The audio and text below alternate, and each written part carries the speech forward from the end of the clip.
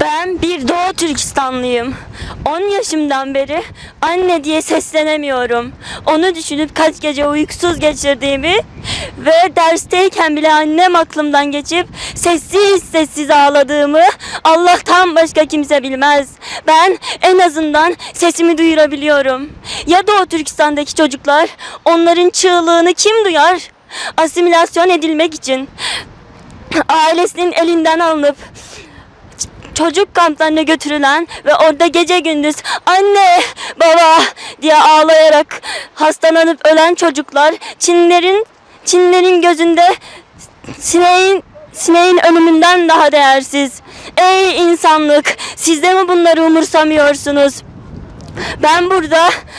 Ben burada tüm Doğu Türkistanlı çocukların sesi olmaya çalışıyorum. Sesimizi duyun artık. O çocukların da benim de anne babamızın yanında onların sevgisiyle büyümemiz için sesimize ses katın. Bu sesten tüm dünya ayağa kalksın.